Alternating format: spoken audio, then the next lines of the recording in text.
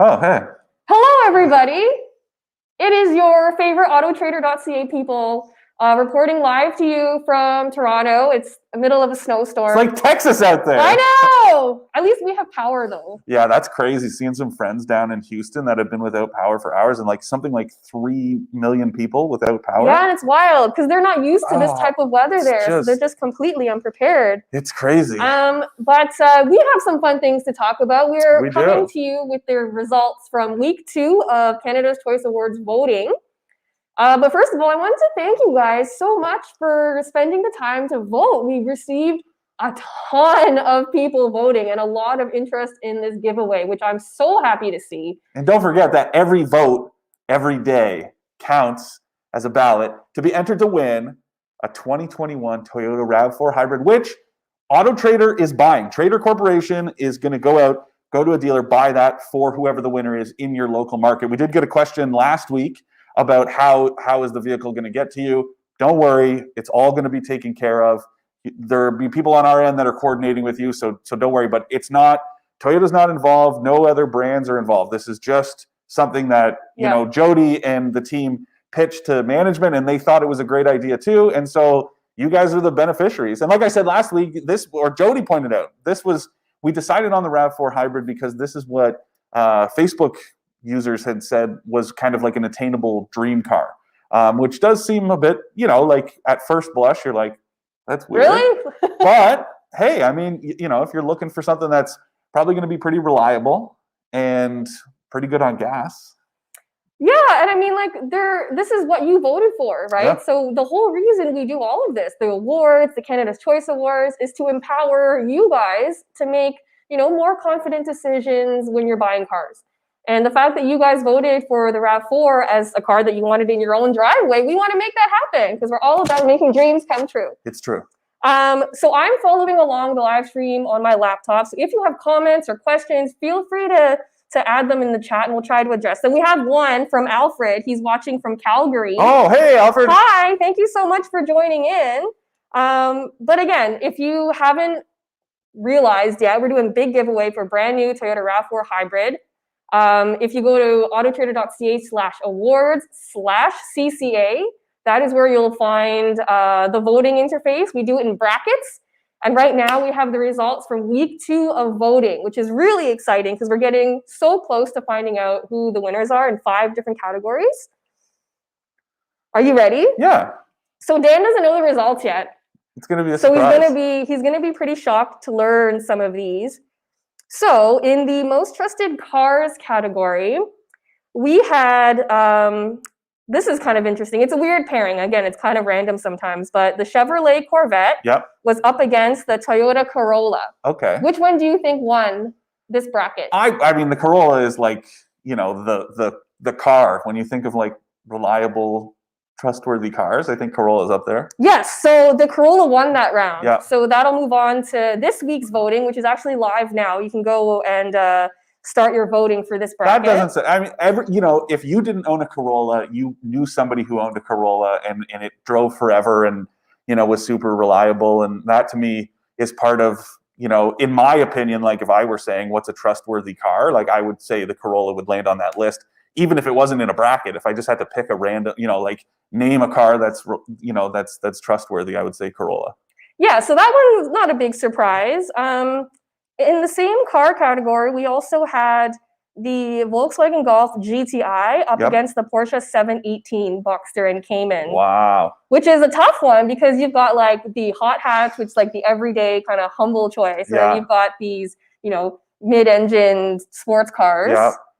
You know what? Speaking of, I saw on Instagram this weekend, Jody and I know a guy who's the head of product planning at Volkswagen Canada. He posted a photo of a GTI. He was driving it for the weekend, just like product familiarization. And somebody said, hey, do you have the plaid seats? Because I don't know if you guys, you GTI fans will know for sure that, plaid upholstery is like a GTI hallmark. And so somebody said, oh, you got the good plaid seats. And he said, plaid seats are not available for 2021. Why? I don't. That is so disappointing. That to me, that's like going to Swiss Chalet and being like, sorry, we're out of chicken. Yeah, like it's so. That is like, And I don't know if maybe it might be kind of like an upholstery kind of shortage, or if they're changing the plaid for the upcoming. There's a new one coming for 2022 that should be here a little later this year. So maybe it has to do with that. But I just was like, that is the most bizarre choice. Is that a deal breaker for you? 100%. If I walked into a dealership and they said, no, sorry, you have to get leather seats, I'd be like, I'm out. Yeah. I would say same here, actually. I actually prefer cloth seats sometimes over 100%, leather, and especially in that car. Like that's so anyways, just a little. I mean, you're wearing plaid right now. Yeah. This is I'm wearing it in unity with all those GTI owners out there. Thank you for showing your solidarity. Yeah. But yeah, the Golf won that round. Not so that surprising. moves on to the next round of voting. voting. Would the Golf have won that round if people knew ahead of time that you couldn't get plaid seats in the 2021? How are they going to trust it now? So again, like, you guys are voting for your most trusted vehicles. So it's a little bit different versus, like, your dream vehicles versus the ones you trust more. Of course. And that's why it's totally, we were talking about this before, like maybe you need some clarity. Like, this isn't about owners, right? I mean, obviously not everyone owns every, brand. Maybe you haven't owned a Corolla, but again, it's not so much about, if you own one and you're like, hey, I'm going to vote for it because I've owned it for years and I find it trustworthy, that's fine. But it's also just kind of like, what's the consensus, right? What's the kind of national opinion of these vehicles? That's important to us. And it's just kind of cool to see. It's a unique way to poll people with no kind of strings attached, and just find out what Canadians think about vehicles. Except the string is that you got to enter to win a car. Oh, so there's no negatives and one massive positive. Yeah, and so you can come back every single day to vote, and every time you vote, you get another entry into the giveaway. Yeah. Which we're announcing, I believe, on March 9th or March 8th or something like that. Yeah, the voting closes on the 28th of February, and then it's going to take us some time, obviously, to go through everything. But yeah, you'll know by kind of early March what the deal is. Yeah, I'll also I'll make a Facebook invitation for our big reveal of the winners of the CCA, plus the winner of the RAV4. So stay tuned to our Facebook page for that. And so from that round of voting, the next round means that the Mazda 3 will go against the Honda Accord. Okay. And the GTI will go against the Corolla. Okay. That's one of those ones where it's like, to me, this is getting down to like the business, because those are two very trustworthy, marquees for different reasons. Yeah. And so that'll be an interesting one to see. Yeah, and again, like this Canada's Choice Award isn't sponsored by anyone, and so we got some questions about like, oh, well, if I don't vote for Toyota, then I won't win the prize, and that's just not true. Like, you can vote for any car you want. It just means that you have to trust it more, and if that means you trust Toyota, that's fine, but it doesn't impact the results at all. Okay, let's move on to green cars. Okay. So this one was a really interesting category. The results are a little bit surprising. Okay. So the Porsche Taycan was up against the Audi e-tron. Okay. Which one do you think won that round? That's a tough one. Yeah. I mean, I think the Taycan, maybe just because it's like a little bit more of a standout in people's minds, even if you haven't driven it. So the e-tron actually won that round. Wow. And by like a pretty big margin too. I guess probably the ownership group for Audi in general is a little bit larger. Maybe the name is more, recognizable. I don't know. Yeah, and then this one was really interesting too. The Chevy Bolt EV was up against the Honda Clarity. Okay. And so the Honda Clarity won, which I'm really surprised about, because it's clearly not based on looks. No, because it's not a very attractive vehicle, if I can say that. But you can. It's pretty ugly. I'll just come out and say it. It's pretty ugly. But hold on, but you also, this weekend, more news. Guys, we're bringing you breaking news here. Well, not really breaking, but Chevrolet unveiled a new Bolt, as well as a new Bolt crossover. Crossover version. Super cool. And I think, the range projections are like somewhere like around 400 kilometers on a charge, which is pretty amazing. And they're cool looking. I like the last Bolt. Yeah. But this new one that's coming out for 2022 is super cool. And so anyways, there you go. There's some news for you. Mixing in on your Tuesday morning. So they updated the looks a little bit. So it's a bit more aggressive looking. But I'm surprised on these results, because you don't see that many Honda Clarities around. Like, No. I see a lot more Bolts than I do Clarities. 100%. So that's why I was a little bit surprised with that result. But it's probably that thing, right, where it's like Honda is it's built such a strong reputation for trust, and so maybe that has more to do with the brand than the model. Yeah, that's a good point. But this one was also surprising. We had the Tesla Model 3 up against the Toyota RAV4 Hybrid and Prime. Yep. And the Toyota RAV4 won that round. I mean, it's one of those things, guys. If you're voting for it because you think you have to, what kind of giveaway would this be? If it's like, this is the trick, there's like your magic key is if you vote for the RAV4, you're you vote for whatever. But at the same time, how many RAV4s have you seen on the road over the years? It's Toyota's best selling. It's the only non-truck in the top 5 vehicles for sales in Canada, right? It's like F-150, Ram 1500, RAV4, Silverado, Sierra. So, I mean, it doesn't, it's one of those things where it's like, it makes a lot of sense. It's also a very good vehicle. It's so good. I just love the practicality. Yeah. We also love that the RAV4 also won one of our expert awards. Two. So it won Best Two-Row SUV and Best Green Vehicle under $50,000. Yep. And so our judges really like the RAV4 Hybrid and Prime because they're so practical, and they operate pretty much like any other conventionally gas-powered vehicle. And so it's really easy to get used to and dip your toe into that green water without any penalty. I don't know if I'd want to dip my toe into green water. Like, I'd probably be put off by that if I approach some green water. But it's one of those things where it's like very thoughtfully done. It uses Toyota's hybrid system has been around for the better part of 20 years, and the RAV4 uses like kind of the best of the best, the pinnacle of Toyota's technology. So you get twin motor generators under the hood next to a gas engine. So it's a 2.5-liter gas engine, 2 motor generators. One that's going to pump energy into the battery pack that's under the back seats, and another one that's going to drive the wheels. And then, because it's a RAV4, it comes with all-wheel drive standard in the hybrid.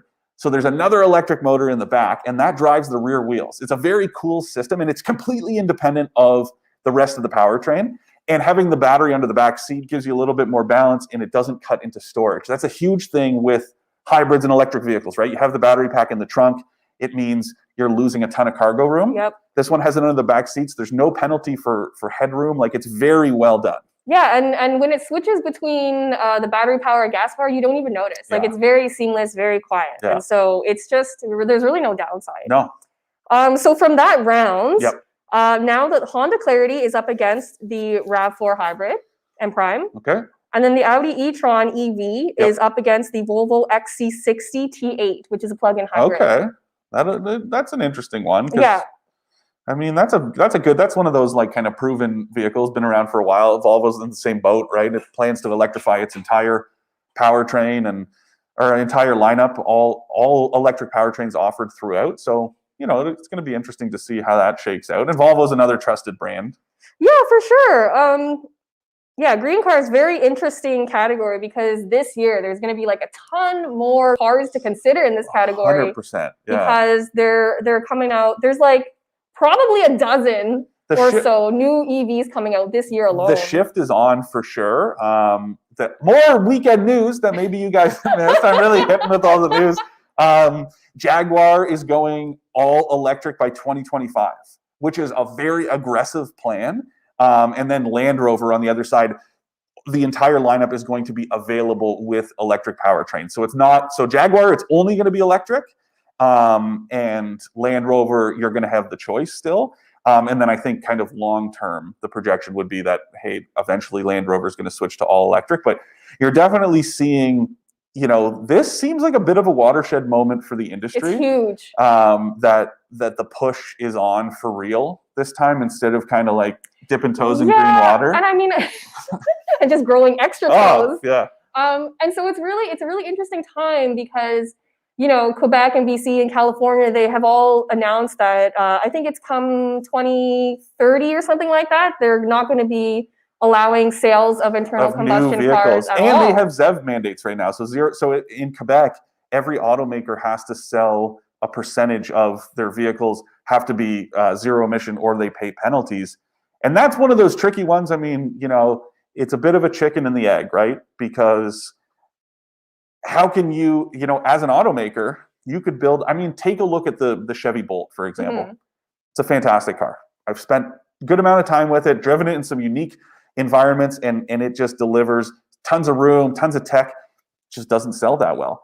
So as a government, I understand saying like, hey, we need to kind of push people into electric vehicles, but having that ZEV mandate doesn't really do anything, because it's not a matter of if you build it, they will come, right? That's been proven already that, adoption is so slow that I just don't know that it's, I mean, in conjunction with the rebates that Quebec offers, it obviously is a strong incentive, but we're trending in that direction for sure. Yeah. And so, it does seem like now is like the big tipping point where everybody's kind of getting on board, except for Mazda, still waiting on an electric vehicle. They've announced one, but and Subaru is another one. Yeah. It's expensive.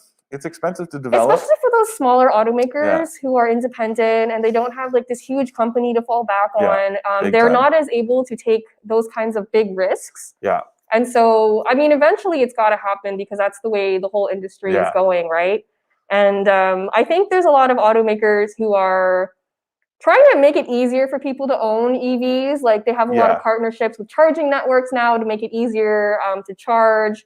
There was one automaker on the weekend, I think it was actually the Chevy Bolt. They said that they would incentivize you installing a charger at home. Yeah, and level 2, the last one, it was an upgrade to get a level 2 charger, but with this new one, it's going to come with a level 2 charger. And for sure, I mean, there stuff has got to give. We're not trying to get off topic here, but I mean, it is relevant, especially because because of these green vehicles.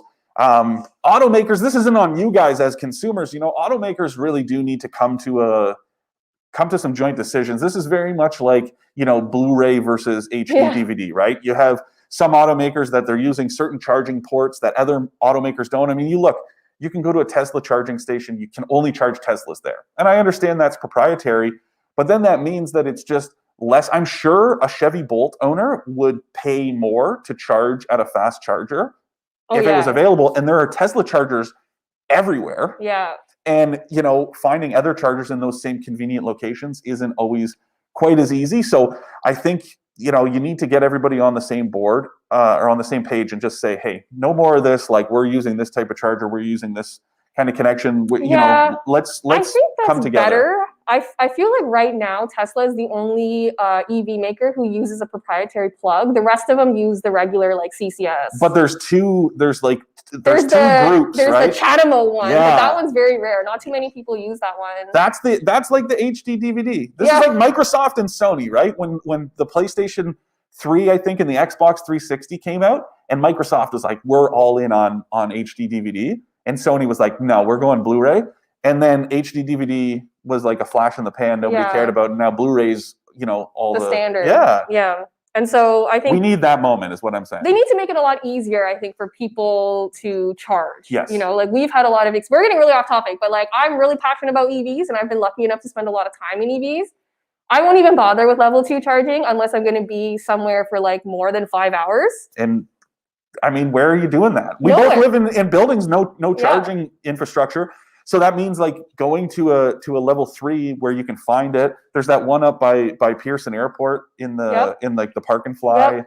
But a problem with some of the infrastructure is that like you'll roll up to a charging station and like some of them don't work. Yeah. And that's happened to me a lot of times where it's really screwed me because I have a schedule and I can't charge at home. So if I've carved out like an hour in my schedule to charge my car and all the chargers are broken, what am I going to do, right? Yeah. And you're going out of your way. That's the other problem, right? Is like, you're like when we did the compare, if you guys haven't watched, after this, go to our YouTube channel and watch. We did a comparison with the Tesla Model S and the Porsche Taycan. But we had a big problem with that Taycan because the chargers that kind of there's a subscription to the Electrify Canada network, and there's only 2 of them in the GTA, and one of them is in Milton, which is not terribly far. It's about half an hour, 40 minutes west of Toronto. And then in the East End in Scarborough, there's another charger. But both of us live in the west end of the city, and there's just so I mean, we could go to an off-brand charger, but the point was that it's a fast charger, and that's one of the incentives to buying it. So there's a lot of I mean, like, and I know it seems like it's a big, big hill to climb, but it is getting easier and easier to have EVs. Definitely. And so like I would say if you're on the fence about trying an EV, there's really very little downside. Like I've taken them on long road trips. I've not had a problem with that. It's just something you have to get used to. There's a lot of support systems. There's a lot of apps you can use to find chargers to make things easier, and things are just getting better and better every day. 100%. But let's move on. Okay, fine. The next category for most trusted is SUVs. Okay. And so this one had some interesting results too. So the Mazda CX-5 was up against the Subaru Crosstrek. Yep. And the Crosstrek won that round. That's a passionate group of fans. Yeah, right? yeah. People love their Crosstreks, and I feel like I see a lot more of them on the road too than Mazda MX or CX-5s. It's a popular vehicle. It's done a lot. It's kind of right sized, I would say. Right, it's a little bit bigger, and Subaru's addressed the power complaints that we always have about that it's just gutless, but you can get a larger. You can get a 2.5 liter engine from the Outback and the Forester, and it just gives it a little bit more zing and pep. Yeah, and so the Hyundai Palisade was up against the Toyota RAV4 in this round. Yep. And the RAV4 came out on top. Again, not a surprise because it's obvious that you guys love the RAV4. This one was pretty interesting. The Genesis GV80 was up against the Chevy Tahoe and GMC Yukon. Which one do you think won? I would have to say the Tahoe and Yukon. You'd think, but the GV80 actually won that round, which is so impressive to me because this is the first year the GV80 is available. Meanwhile, the Tahoe and Yukon have been around forever. Yeah. And so that already is major. That's pretty wild. Yeah. But I love to see it. I love to be surprised. What else? What about brands? Any brand? Yeah, so one of the most trusted categories you could vote for is most trusted automaker. And so this one was really, really interesting. And I actually don't want to go through the results just yet. Oh, sorry. But I will go through some of the ones like lower on the list that I thought were kind of hilarious. Okay. So in total, one person voted for Polestar as the most trusted automaker. And who is that one person? Is it somebody that works at Polestar? It might be. It might be because like nobody knows what Polestar is. So like I drove a Polestar not too long ago, and every time someone was like, "Hey, what is that?" I said, "Oh, it's a Polestar." They were like, "A what?" Yeah. And so Polestar, for those of you who don't know, is an offshoot brand from Volvo. And it's the brand they created that is specifically for electrified vehicles. It's kind of an interesting decision to do that.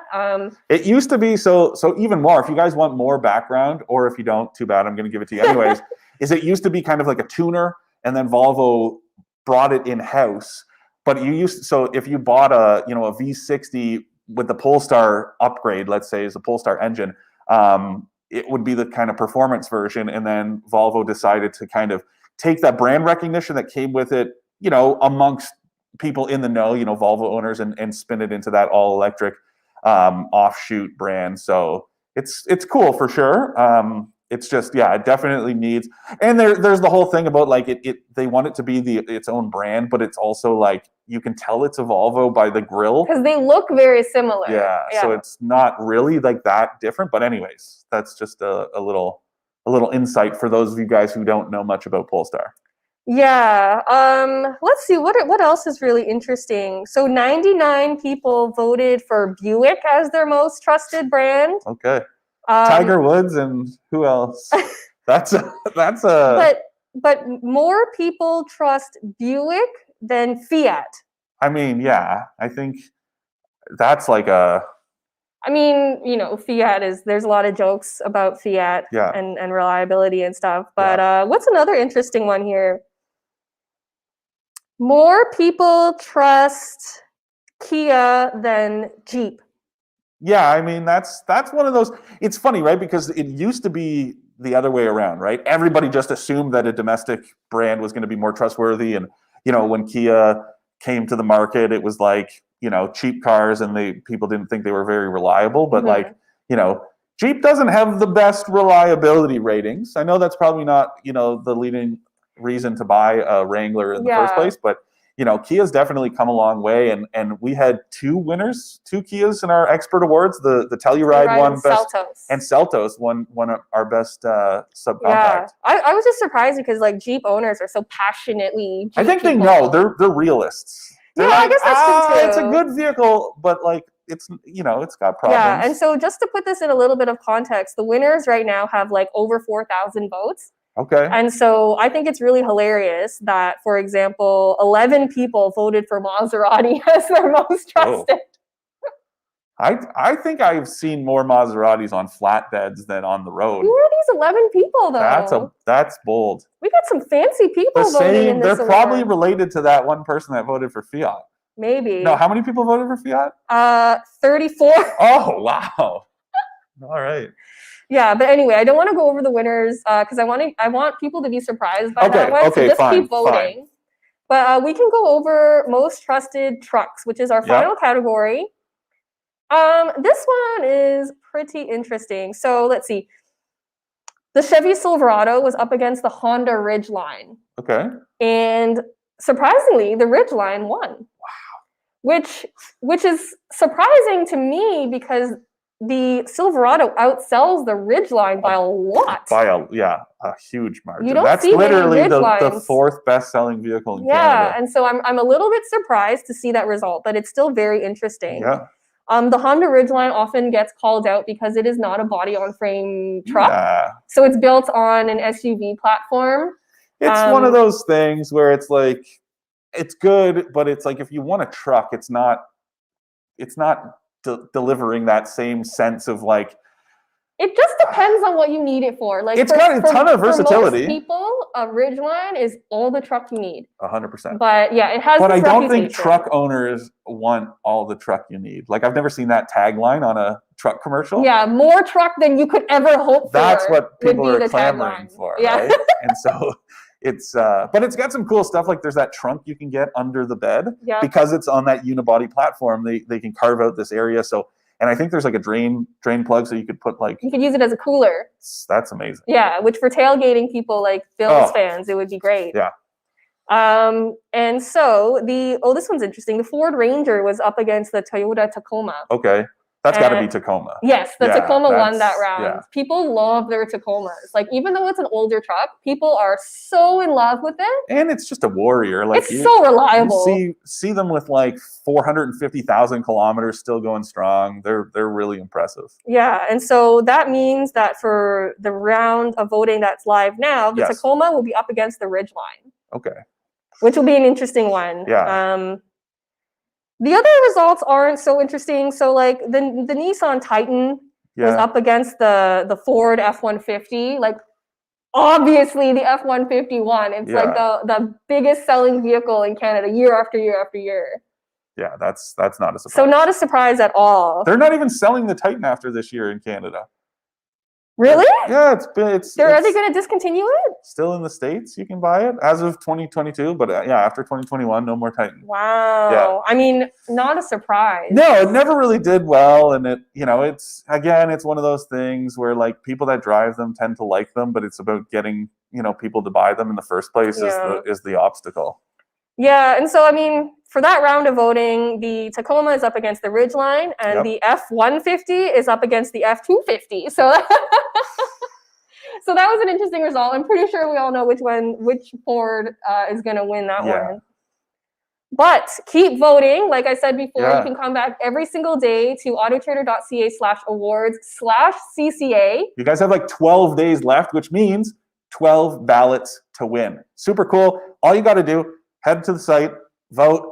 Takes you, 5 minutes if you really take your time. Yeah. And boom, you get entered into the draw and come back again tomorrow and you get entered again.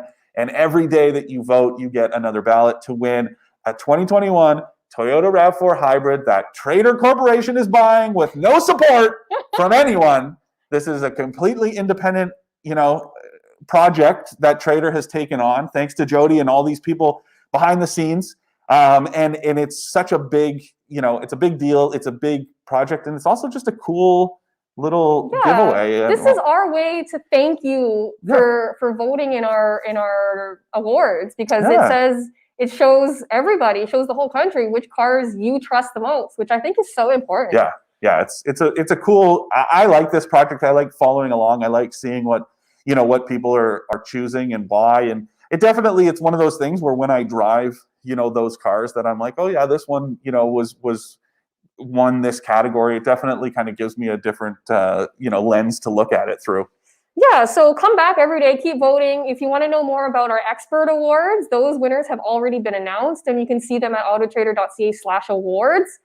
There's lots of good stuff on there too. Oh yeah, we have 22 different categories. These are Canada's most comprehensive awards because we have the most categories. We have a huge jury.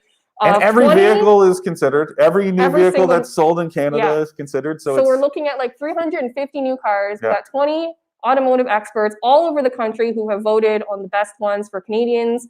We're looking for stuff like value, technology, driving dynamics, fuel efficiency, and really for cars that go above and beyond what's expected of them and kind of move the needle for their industry as a whole and their brand. Yeah, and it's super cool, being part of that too is really neat. And again, that's something that we do. We're not looking, the reason why we, yes, we have, sports car under and over 50K because people buy them, but we're not just here finding the best performance car. It's like we cover so many categories because they really are for you guys. We want you guys to know that, if you're shopping for, let's say, that Kia Seltos, that, our jury of more than 20 experts, think about all the competition that's up against, and that's the one that stood out the most for everything that it brings to the table. So it's just a little bit more comfort for you and confidence in your purchase decision. Yeah, because we know that a lot of cars these days are great cars. It's very hard to find a bad car, but that also makes it very difficult for a regular consumer to figure out what I should buy. For sure. And buying a car is a huge investment that a lot of Canadians have to do.